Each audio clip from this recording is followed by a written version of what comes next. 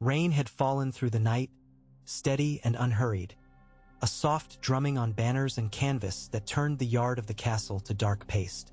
Smoke from 100 cook-fires drifted low beneath the ramparts of Riverrun and clung to the damp.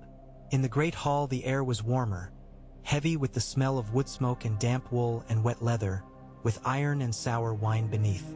Torches hissed. A thin string of water crept along the stone by the wall where the roof had always leaked. The same thread of trouble a boy might have noticed and a king could not find time to mend. Robb watched the drop gather and fall. One drop, then another, like the way a name gathers weight in a man's mouth. Karstark.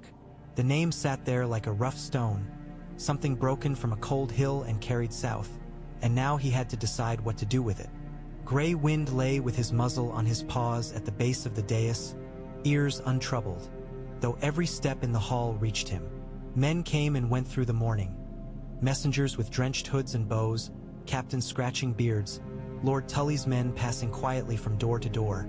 But the wolf slept and breathed and twitched, as if somewhere in whatever a wolf dreams of there were fields of frost and hares to chase. When the doors swung wide and boots clattered and the Karstark lord was let in, Grey Wind only lifted his head and watched. Ricard Karstark did not bow. He stood with his shoulders squared, rain in his hair and the dark of the cells in the hollows beneath his eyes. Thin streaks of dried blood marked the cuffs of his sleeves like old rust. His guards had stripped him of sword and knife and the brooch that fastened his cloak. What remained looked less like a lord and more like a man who had been hauled from the river and left to drain. Caitlin was already there to Robb's right, watching from beneath the edge of her hood, iron candles glittering along the nearest wall and making a dull silver of the threads woven through her dark hair. She had been watching him all morning, he thought. The hall was full, but the space between the dais and the prisoner felt large and cold, and in that space he felt her regard like a hand steadying a cup.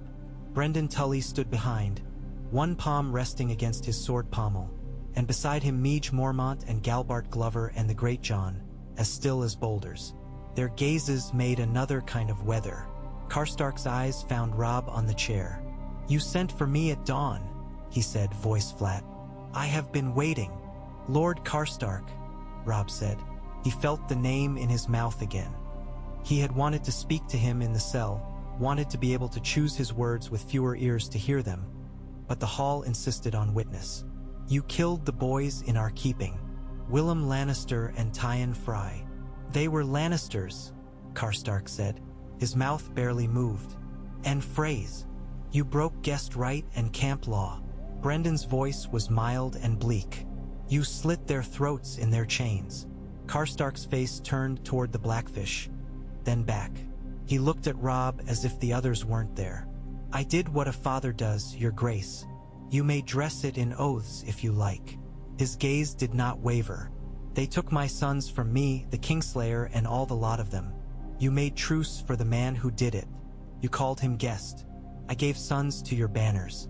My house gave sons, and my sons gave their lives because you bid their spears go forward. You sit there on that chair because men like mine bled in the mud and night. I went to the cells at dawn and did what the gods did not do for me." He spoke quietly, as if reciting something said and said again in the dark. Robb thought of the two boys in their chains, fair hair, one of them with a mouth too wide for his face, both with a way of standing straight that meant their mothers had told them how to stand as little boys.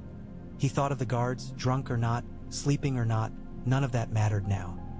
He thought of his father, the weight of a hand on his shoulder years ago when he had held a practiced sword, and sweat had stung his eyes, and a voice had told him that to call judgment into the world was to draw steel with your own hand.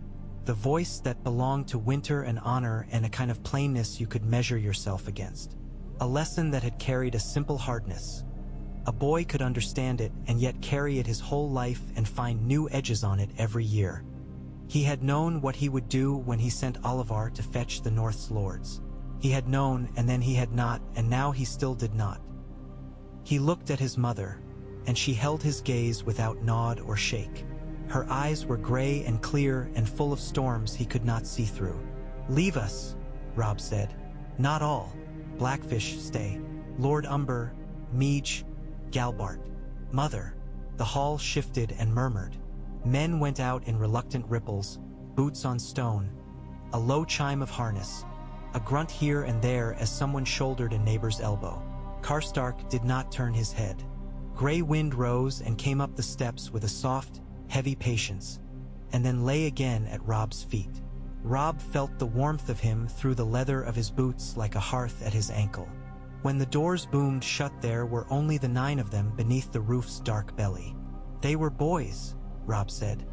He did not say we hold prisoners for the ransom they bring, or that kings must keep their word even when it tastes like river mud and iron. He didn't list law or speak of banners or balance or the watching eyes of other houses. He could hear the great John breathing. They were boys who did not do this. They wore lions on their chests, Karstark said, and there was a space between every word, and one wore a silver tower on Umber Field. Fry blood, I owed him what I gave him. It is you who forgot what is owed. You had our enemy and let him go under your roof. What was owed became mine to reckon, Robb said evenly. The river's slow voice went on inside the stone. Kings and gods, Karstark said, and in the end only cold earth to swallow all our reckoning. My sons are also cold, Caitlin said. Her voice came like distant iron on a windy day. The ones you speak for and the ones who are not here because you would have vengeance.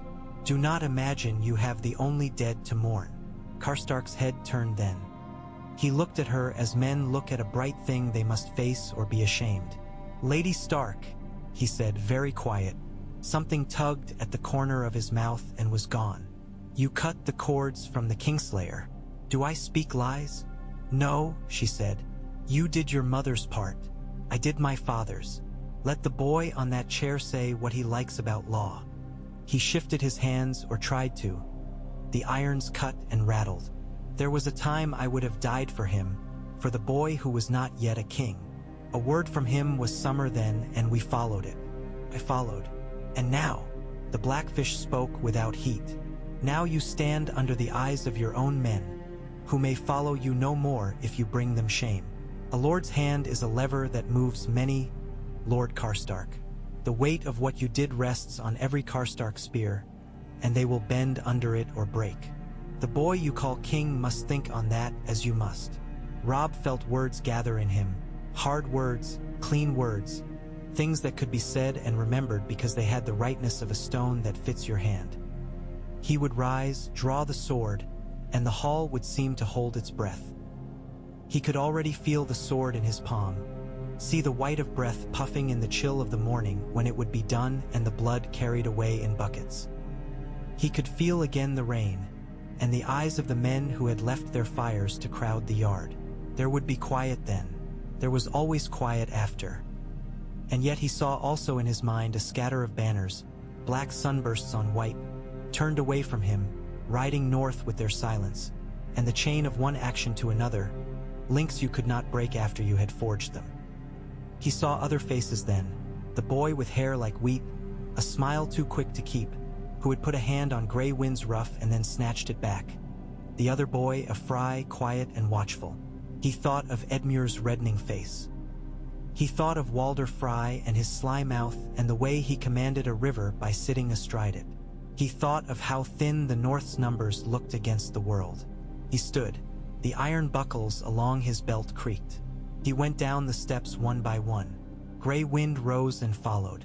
When he stopped before Karstark, the wolf's breath touched the prisoner's torn sleeve with steam. "Ricard Karstark," Robb said. He heard his own voice and could not tell if it belonged to the boy he had been or the king he had tried to be, or some man in between who had borrowed both and fitted them to his use.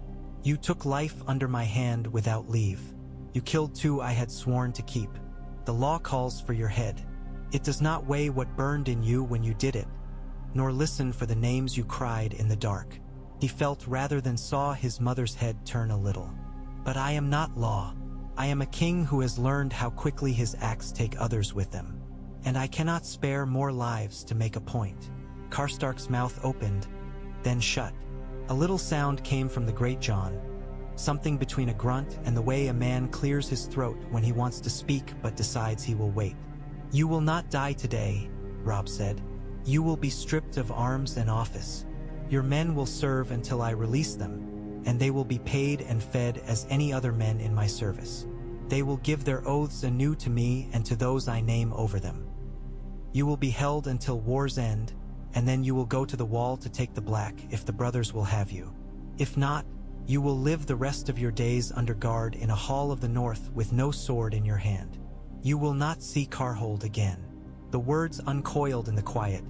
He felt them fall like stones into deep water, one after another, sending rings outward. He did not know yet whose boat those ripples would rock. Karstark stared at him as if he had spoken a language Ricard had never heard. In the hollows beneath his eyes something flickered and was gone. "Mercy," he said, not as if begging or disdaining, but as a man names a thing he has not touched in years. "Will you call it that? It will be said that you faced a deed like this and your hand shook." Robb swallowed. "Let it be said that my hand did not act because my mind must still rule tomorrow, and the next day." His voice was hoarse. "Let it be said that my father taught me to know what kind of blade I was lifting before I swung." "Your father taught you other things?" Karstark said, but the words had less iron in them now, as if some weight he had been leaning on was gone. "Send me to your wall, then. I will die in black instead of in red. It is all one." Meej Mormont's mouth tightened as if to keep sharp words inside. The Great John shifted his weight, feet apart, big hands opening and closing at his sides. Brendan's eyes were like river stones. Caitlin exhaled a little, just enough that Robb heard it. She did not smile. She did not do anything at all that would make this easier or harder. She had the old Tully gift of holding feeling right up to the skin without letting it show as more than a light behind a curtain. "Blackfish," Robb said without turning. "You will set a guard over Lord Karstark. No Karstark man speaks with him unless he is alone and unarmed, and then only under your eye or mine." Brendan dipped his head once. "I will see it done." "And the Karstark banners," Robb said. "We must speak with their captains in the open. All at once, not one by one. Galbart. Find them." Glover nodded and vanished down the steps, and with him went something of the listening in Robb's chest. He felt lighter and also filled with Leah. So it is, he thought. So it is. The Great John finally found the words he had been keeping back. "If you smashed a man's head every time he gave you cause, your grace, we would drown the world in skulls and still your hands would not be clean." He grinned, and then the grin fell away. "They'll say you are soft. I will tell them myself to mind their tongues or live without them." "They will say more than that," Meech said. "They will say the phrase can spit in your soup and you will drink it and thank them for the taste." Her gaze flicked toward Caitlin and away. "Not that you are not right. I have lost sons too, Lord Karstark." She had to chew the name, as if it was a thing she had not put in her mouth in long years. "They'll say all manner of fool's talk. We will see who still follows when it's time to stand a wall of shields." Caitlin spoke to Robb and to the hall. "Then let them look upon our line and see if it is soft. Mercy is easier to speak of than to do." She pushed her hood back and the torchlight made her hair deep red with glints like copper and wire. "We will see whose courage is fat enough to bear both mercy and war." Karstark's mouth compressed. "A sharp mercy," he said. He closed his eyes for a moment. "Send for a septon if you mean to shave my head and dress me in black. I will not have my hair cut by some freckled boy with a kitchen knife." "We will send for a septon," Robb said, "and a brother of the watch, if we can find one to take you under their charge." He thought of the river ahead and the walls of the twin towers and the petty cruelty that sat there like a pale spider. He thought of bread and salt. He thought of songs. "We will see what we can see." When the door admitted the Karstark captains, they came with faces he knew and with one he did not. The one he did not wore his hair clipped like a farmer's and had eyes the color of old wood. He introduced himself as the castellan of Karhold's southern granaries, who had come south to see the grain carts reach the army. A man who counted sacks and measured the weight of wheat like a banker counts coins. He was not a lord, but when Robb watched, he saw that two of the captains deferred to him as to a man used to ordering winters. "I have spared Lord Ricard," Robb told them. His voice went across the hall and into the rafters and didn't come back. He will be held from this hour under guard and sent to the wall when we can do it. Your service continues. There is to be no blood feud within my camp. No man raises hand against another under my banners who wears the sunburst or the dire wolf, or I will know why and you will have the length of a short rope to explain it. He watched their faces. Your pay continues. Your horses will be watered the same as ours. I will set a day when each of you will swear me your own oath for the service of your men. If any cannot stomach what I have said, he may ride at sunset with my leave and a writ to pass my sentries and go home without a silver or a song and no comfort but his own pride. He will never be my friend again. Their eyes moved in the way men's eyes move when they look for one another without wanting to seem to do so. One cleared his throat. Another looked at his boots. The castellan of the granaries lifted his chin a little. Carhold has had enough of suns going into the dark, he said. His voice was steady. If Lord Ricard is not to bleed for this, some of the anger behind our teeth will not know where to go. But we came south in your call. For Wolf's honor and for the dead Lord of Winterfell. We will swear the oath and we will keep it. We will hold our men's anger like we hold winter, tucked inside our coats with the other aches. One of the captains spoke then, a man with scars across both cheeks. Send Lord Ricard to the wall, he said. Let him die of cold and old age with a black cloak on his shoulders and a wall at his back. If you had taken his head, I think we would have gone home, your grace. As it is, he shrugged, a rough lift of one shoulder, and then he knelt and put a hand to the wolf pelt that lay on the steps. As it is, we will stand while breath is in us. For the north. The rest knelt as if knees were dragged by a rope. Something in Robb's chest loosened then and hurt, the way a wound does when a surgeon drains it. He nodded. For the north, he said. After they had gone, there was an hour of seeing to what must be set in motion when a lord is taken from his men, but the men remain. Brendan went to choose the guard. Men were sent for food and dry clothing.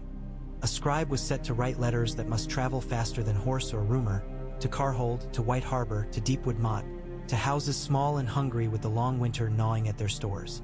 Robb watched Caitlin speak to a lad whose jaw trembled at the thought of a wolf guarding a man whose name stood as high as the trees in the north. She spoke quietly until the trembling eased and the lad took his post. He watched Meej, who would have preferred to find a tree and a rope for Ricard Karstark, lean on a table and lay out for a captain with burned fingers how the forage would go for the next 2 days, with the river roads this muddy and the Lannister men prowling like foxes near the village by the ford. The great John laughed at something, a deep sudden roar that startled a few birds from the rafters, and then stopped himself as if remembering he was in a hall where a man had just been condemned to live. A little while later Robb went walking in the rain, with grey wind at his heel and a hood so soaked it laid heavy as a hand on the back of his neck. The yard was a dull slate color. Water shone in every footprint.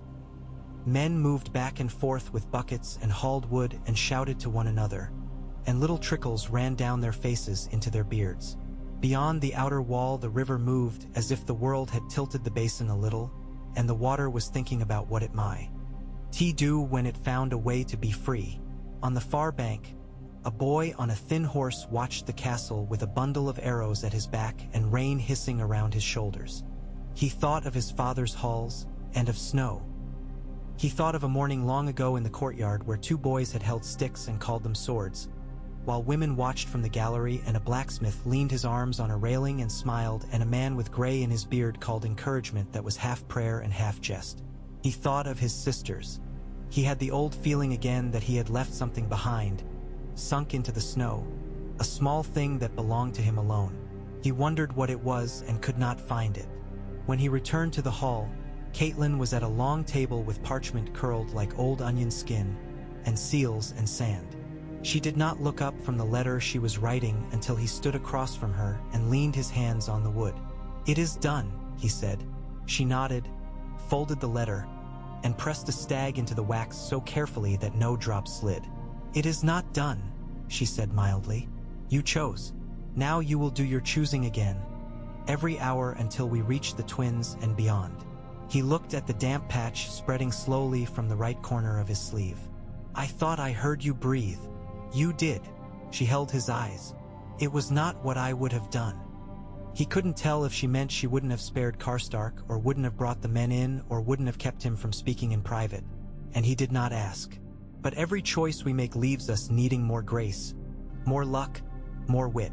Mercy is a debt you will pay in other coin. He felt absurdly like a boy waiting on bread. Do you think the phrase will care? That it was a fry in the cells, not only a lion? That I am not made of stone? Caitlyn's mouth turned a little, not a smile. Something like what happens at the edge of a river when a small ripple meets a larger one. Walder Frey keeps his own counsel, she said. He counts slights and he counts coins. He'll count this too and call it mine. Her gray eyes softened. But there are more eyes than his. Men watch you. They want to see a way through the world that does not simply strike whatever stands up. It is a rare thing. Rarity is not always worth, he said, and then shook his head. Forgive me. I am tired. You are a man with too few years and too much weight, she said. We will help you carry it until you can put some of it down. She tapped the next sheet of parchment with the quill. You must write to White Harbor. Lord Manderley has little reason to love the phrase. We will need what ships he can risk. If we cross the neck and mean to retake the north, we may need his harbor more than his courtly songs. He drew a breath. I had a thought, he said slowly. I have been waiting to say it until I had done what needed doing this morning. She looked more carefully, like a river wife looking at a sky that had held one kind of weather all week and now had a different line on the horizon. Say it. Roose, Robb said. He saw her mouth tighten and pressed on. No one can find the bastard who burned Winterfell. Some say he is in the Dreadfort, some that he is no more than ash. There are letters. There is help in the Dreadfort if I ask for it. He could feel her recoil, even though she did not move. We have fewer spears than we did. With Karstark's men still with us, we are stronger, but the road ahead is not shorter because of it. Roose keeps balances the way Lord Manderley counts coin. He will tilt toward the side that offers him a cleaner ledger. If I send him my seal instructing him to strike with me, if we meet at Moat Cailin, then you will have a snake in your bosom, Caitlyn said, very calm. You hope he will bite another snake first. Yes, he said. He rubbed the scar across the back of his left hand with his right thumb. It had been made by a sword with no name, on a night when he had thought he knew all that would happen next. I think a snake is better than an empty shirt where a lord should be. She lowered her eyes to the parchment again, but the quill did not move. Send your letter, but send another to the Umbers. The Great John will answer with his laugh and his sword, and Small John with his hard head. There are men in the Barrowlands who will not forget what it is to stand in a circle with shields and not break. Employers of the Dreadfort's knives forget that not all work is done with knives. Robb nodded. I will write them all. He looked toward the door through which Rickard Karstark had gone. And will your brother be content to guard a man he would rather have hanged? Brendan looked up from where he had been cleaning his sword with careful small strokes, as if his mind were far away. I will be content to keep any man who threatens the boy I've watched grow from a lad keeping his balance on a crate to a king keeping his balance on a throne of iron ghosts, he said without looking at Caitlyn or Robb. If that man wears sunbursts and speaks of his dead in my hearing, I will keep him as tight as if he were red with Lannister paint. I'll set 4 men at his door and Grey Wind on the other side, and we'll see if there's a mouse that will dare that.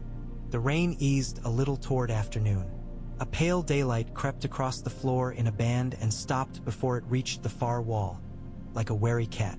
Edmure came in smelling of horse and seemed to fill more space than usual, though his face had a pinched look. He went directly to the wine and poured as if measuring medicine. They are on the road, he said. The envoys, Lothar with his cane and a half-dozen boys with knives they will never draw. Wine slopped over his knuckles. He did not seem to notice. I do not know if they bring a fool's crown or a true one. I do not know if I want either. He sighed. I am sorry. I am not made for parley. No one is made for parley, Cat. Ellen said. It is a dress you learn to wear. She rose. You will wear it well enough, Edmure. They will be here by dusk if the rain does not turn again. They will want to speak to you, Edmure said to Robb. They will want apologies and the moon, and what they want most is the thing you cannot give them. The thing you took from them when you crowned your heart. He colored. I know what you mean, Robb said, and felt the ache of it again, the way a tooth aches when you touch it too much with your tongue. Jane is at Lord Hoster's bedside. Caitlin's eyes went to the door that led to the solar. She has been full gentle with him, she said. He thinks she's one of his dead girls half the time. Sometimes he calls her by my sister's name. The words lay like common bread on the table between them. No, I will not finish that sentence. Robb swallowed. I will speak what must be spoken. Lothar will come asking for many things. He will receive Edmure's wedding and my apology, and our chests open so they can count the coins within. He will not have my wife put away like a pair of boots that do not fit. He felt the heat in his own voice and made himself breathe. We will see what path they lay before us. We must cross the river. We must cross the river, Edmure said, like a man who has been told there is a medicine that will cure and taste of vomit. Roslyn is a sweet girl, he added in a rush, as if saying the words would keep the world from mocking him. I have seen her laugh at nothing. She will do. Do is not a word that keeps a marriage, Caitlin said, but she ended gently. You will be kind to her, Edmure. She is much too young for any of this, and she has been fed a diet of dread. She rested her hand on his arm at the elbow, a mother's brief blessing. We will all be kind, if the gods will give us the chance. When lame Lothar came, dusk had indeed drawn down like a heavy purple cloak, and the rain had become a threadbare curtain that could not decide whether to stop. He leaned on his cane with a kind of lazy grace that made you forget the cane was there, if you let yourself. His smile never reached his eyes, but the eyes were not dead. They watched like the eyes of a fox that has learned the smell of each hound. Your Grace, he said to Robb, the cane tipping him toward a bow that did not quite complete itself. Lady Caitlin. He nodded to Edmure, to Brendan Tully, to the great rough knot of northern men at the table's far end. You keep a tight hall. You will find the meat warm and the benches dry, Caitlin said, and the wine honest. She did not sit. Robb did not sit. Lothar waited and then sank into a chair as if his spine had relaxed of its own accord. We know why you come, Robb said. He saw the quick sharpening in the Frey's gaze and did not give him more. We will hear terms. And will you give them, Your Grace? Lothar said softly, almost as if he admired something unbelievable and wanted to see that it was true. We keep a little bridge in a little river, we poor Freys. Men ride far to look at it. They admire how the old stones sit in the new. He tapped his cane lightly on the floor. The Lord of the Crossing does not think the betrayal of a promise is a small thing. It makes him cough, and cough again. Poor Lord. The Lord of the Crossing cuts his whetstone on a promise as often as he swallows one, the great John said from the end of the table. You'll not find us weeping that he must taste his own steel. Lothar's smile thinned and vanished, as a candle guttering in a draught. We'll not trade insults, he said pleasantly. I will take your apologies and put them into a pouch, and we will see how they weigh on my father's scale.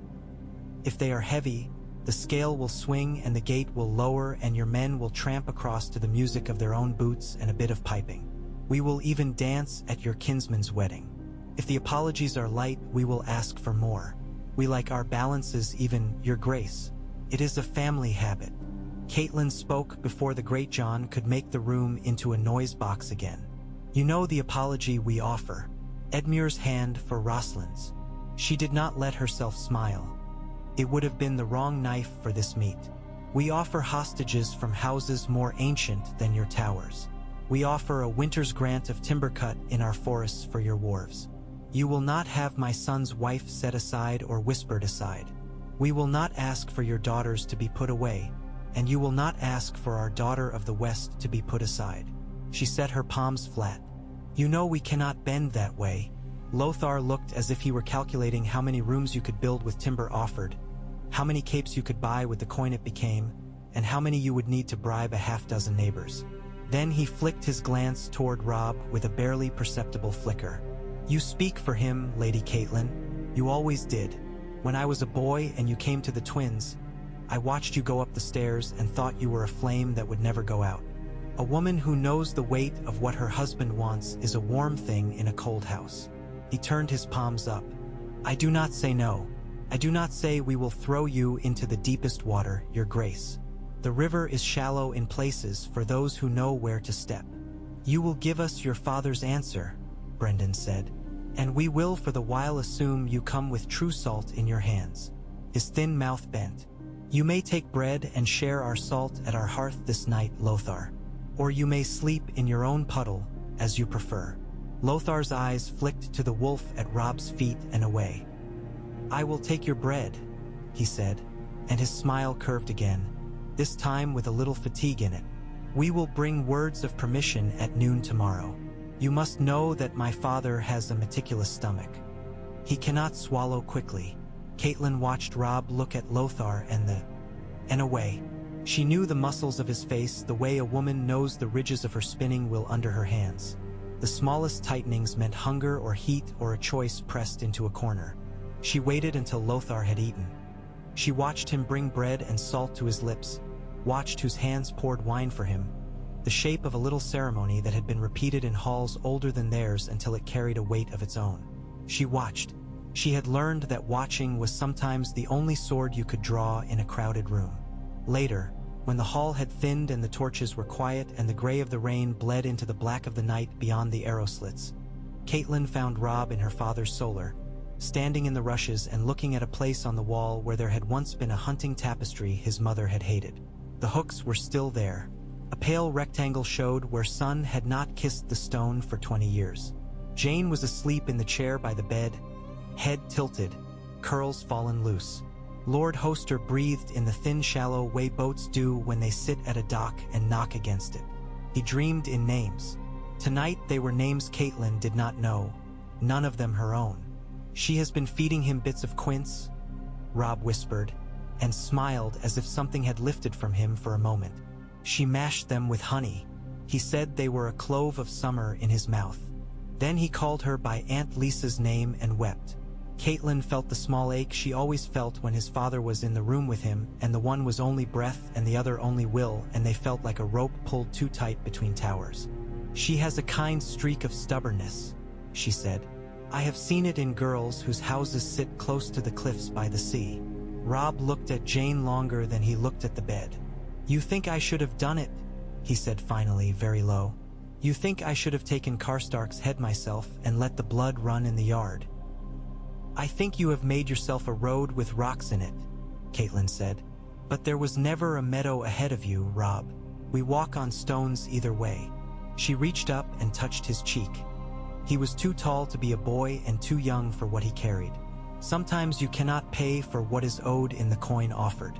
You could not buy back those boys' lives with Karstark's head. He would die, and their mothers would still have graves to sit by. You have given yourself other debts. We will see whether they can be paid at the twins. He nodded. "I will keep the guard close.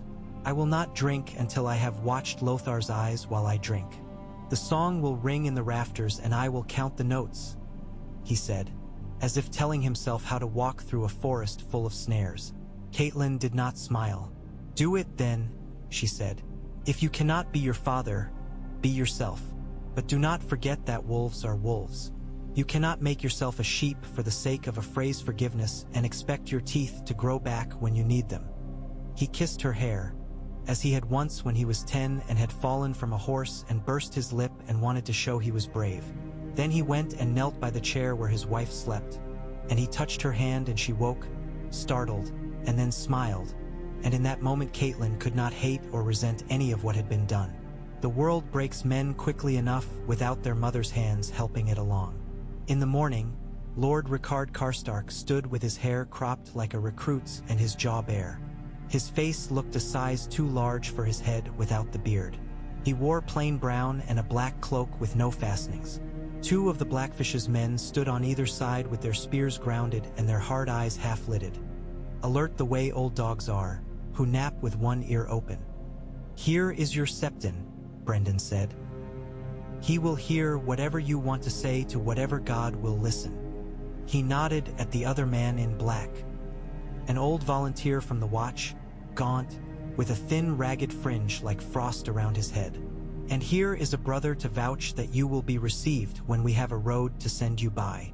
For today you will walk where I tell you, and you will eat what I give you, and you will not speak unless you are spoken to.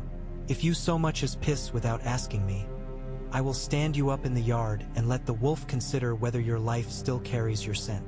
Karstark's eyes moved to Grey Wind and back to Brendan, and he inclined his head as if to a captain in a drill yard. I understand my orders, he said. Around noon, Lothar returned, drier, his cane sounding like a soft punctuation.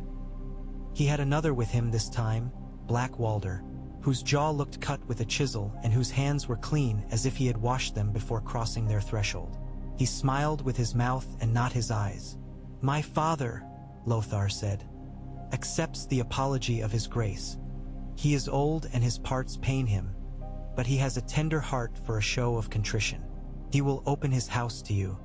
He offers bread and salt and a noble feast and all the hospitality you would show in return. He bids the Lady Caitlin be honored as his guest, and her brother honored twice, for he will be kin ere a few days be out. He let the words sink and then added, there are details worth pinning to a board. We must be sure the bride's father has his parlor arranged as he prefers. They argued soft details for an hour. They discussed where men would camp and what numbers of guards, and the way carts would queue for the crossing, and songs. Lothar kept returning to songs, as if the shape of them mattered to him, and the size of fish to be served on the third course. They set a day and an hour for Edmure's vows, late enough to give the Fry women time to braid a bride's hair in the small, fancy ways. They argued over who would show their weapons at the passage of the South Gate. Black Walder wanted belts left to be gather, Ed in wicker baskets, as if northern men were hawkers at a market. Brendan said a lord who bids a king disarm outside his own hall can keep his own bread. In the end, they agreed to set swords aside only at the high thunder of the feast, and for the rest the northern men would go armed with knives only, like good guests in an uneasy age. When the phrase had left, when the pattern of their voices no longer lay like an oil film on Caitlин's thoughts, she took Robb aside and closed a door between them and the hall with quiet hands. Keep the Karstark men near, she said, within calling distance. Close ranks as if you expected a charge at dusk. I always expect a charge at dusk, he said, tired but wry. I will set the Great John to keep watch over the West Tower. If any gate bolts scrape in a way I do not like, or if a mouse runs the wrong way, he will tell me. And the wine. She did not look away. I will drink only what Grey Wind will point his nose at. She didn't laugh. Your wolf is not a taster. He is mine, Robb said. He looked toward the yard. If the halls were empty and the world only sky and snow, I would trust him to lead me home. They moved out 2 mornings after. Flags waited with water dragging at their poles. The river had fattened. The field beyond the east gate was churned dark and slick. Carts sank until their rims groaned. Women lifted their skirts above the mud and showed clean ankles and then laughed when the mud splashed them anyway. Children ran with sticks and shouted, and a man scolded them in a voice hoarse with last night's wine. The army made sounds like weather. Caitlin rode with her hood back because rain had taken it upon itself to stop, and if a fair day offered its face, she would not slap it. The air tasted of iron and green. The clouds fought and parted and showed the pale coin of the sun in a torn pocket. Along the road, a tree that had been split by lightning years before stood with half its trunk alive and half as gray as a dead man's palm.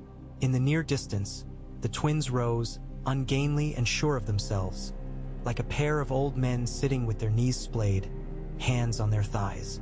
The bridge between them crouched low over the water, so old that the river had learned all its tricks and did not bother to test it anymore.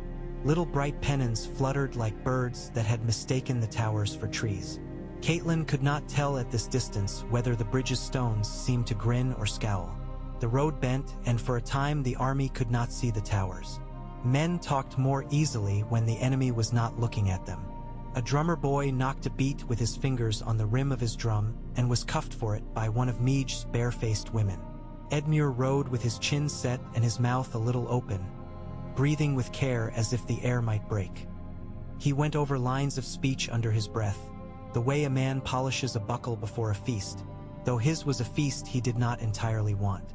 In front of him, a pair of Fry outriders waited, their horses lifting their heads in the damp and stroking the bit with their tongues. Robb let the column stretch and compress as it needed to. He trusted Brendan with the shape of the march and watched instead the faces that watched him.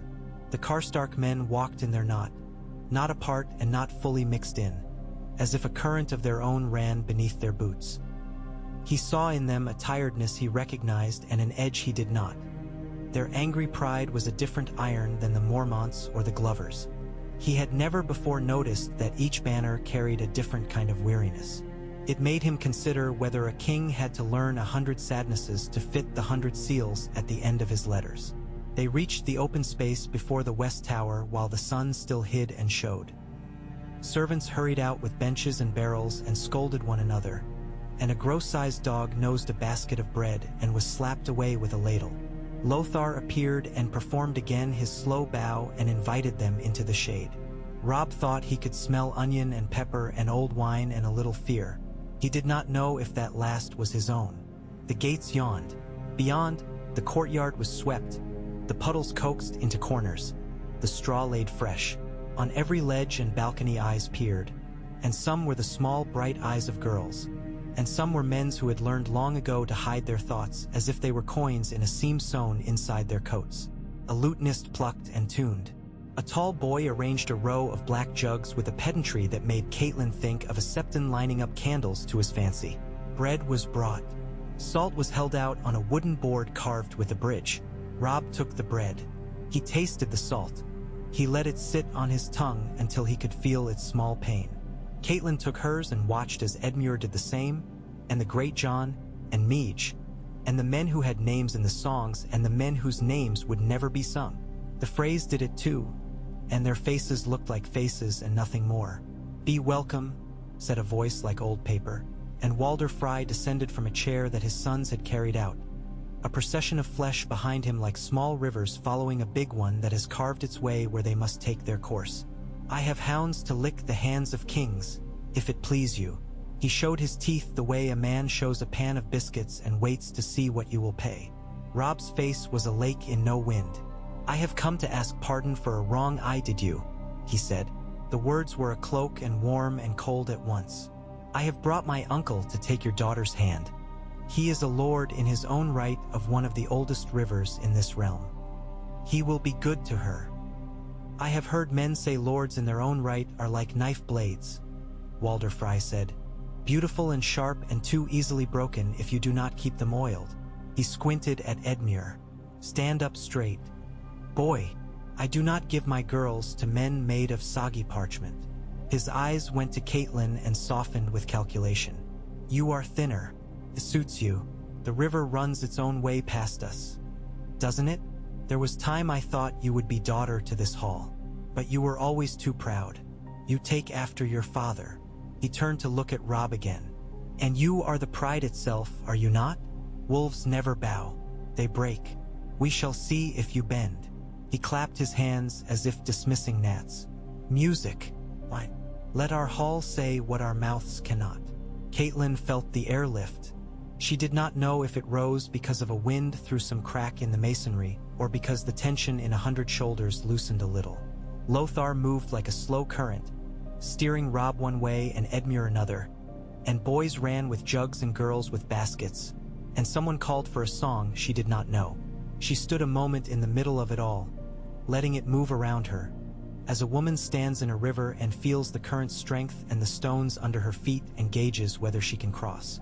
Then she went where the older women stood, by a table where pale flowers had been set in a jug that had once held small beer. She smiled and said proper words for the bride's sake and noted which woman held her cup steady when she laughed and which let wine slop because her hand shook. Robb accepted a cup and held it with 2 fingers. He drank and tasted pepper and a hint of sour. Gray wind moved at his side and did not snarl. The wolf's eyes flicked toward Walder Frye once and then away, as if the old lord did not smell like a thing that must be chased. The hall filled slowly with sound and warmth.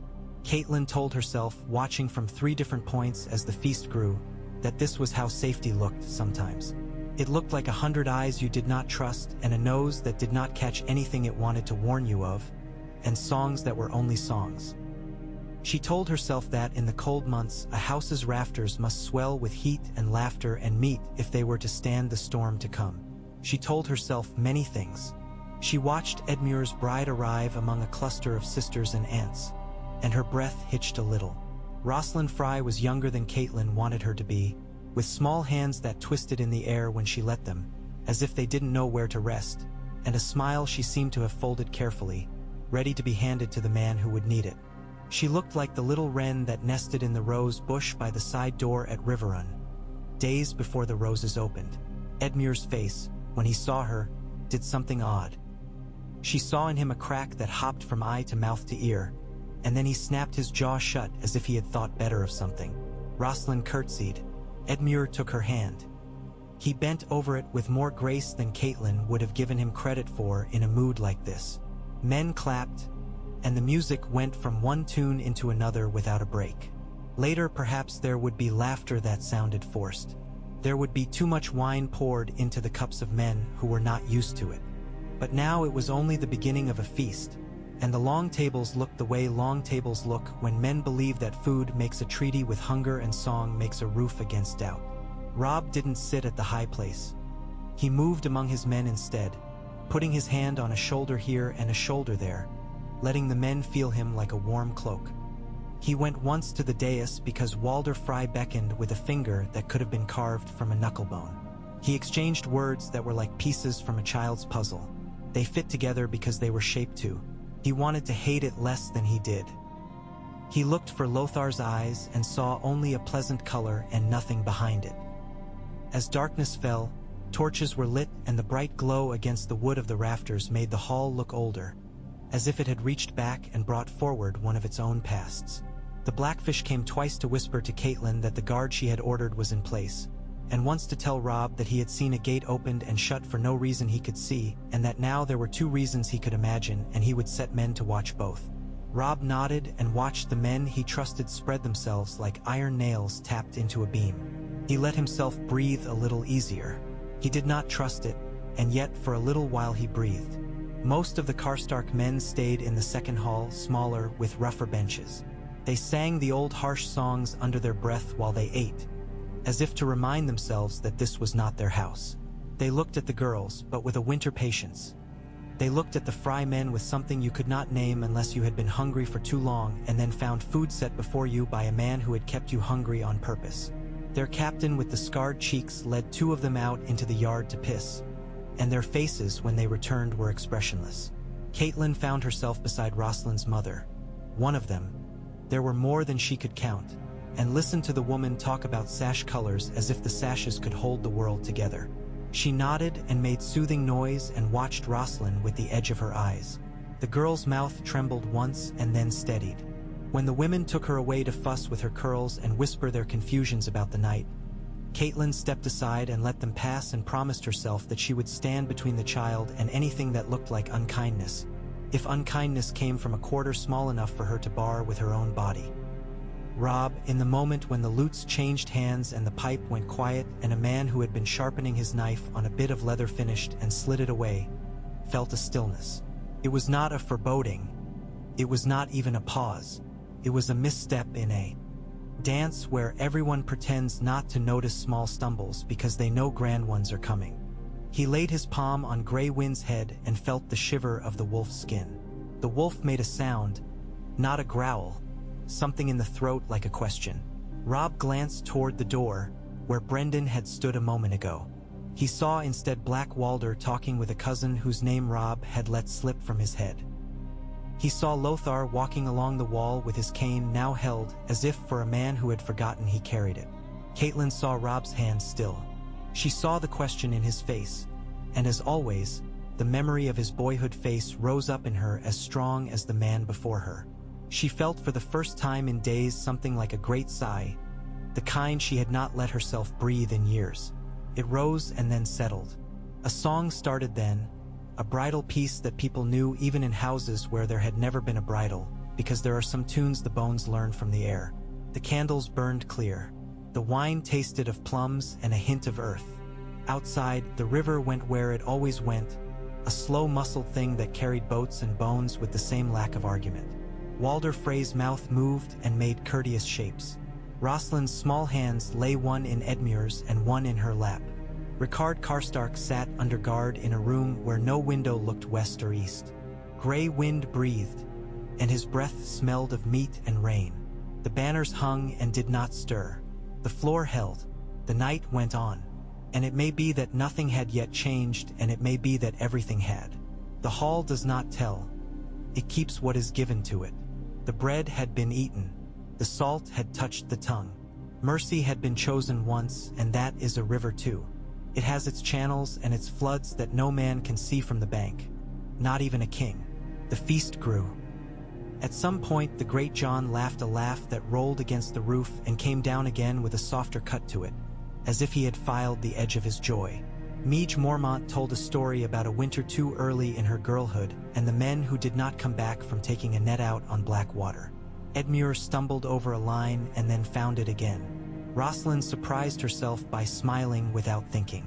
Caitlin wished briefly and fiercely that her father would wake and see none of this, and her wish was a kind of prayer and a kind of curse. Robb felt the weight on his shoulders and stood straighter because of it. When at last the pipe and lute lifted together and the women came with the bride's wreath, time slowed, as it always does when ceremony holds you by the collar. Robb and Caitlin stood near enough to see the trembling in Rosalind's mouth that only a mother would have noticed. Edmure's eyes shone. He looked, in that moment, transparent. Walder Frey's smile grew fixed, like paint drying. Lothar's cane ticked once against the floor and stilled. The breath in the hall came and went. If the world were a road you could see ahead, we would walk it with our eyes closed, Caitlin thought. Instead we place our feet and have to believe the ground will meet us. She did not pray to any god. She watched, and her watching was a prayer, and the wolf at her son's side raised his head as if he, too, could not bear to learn the next note of the song before it was played.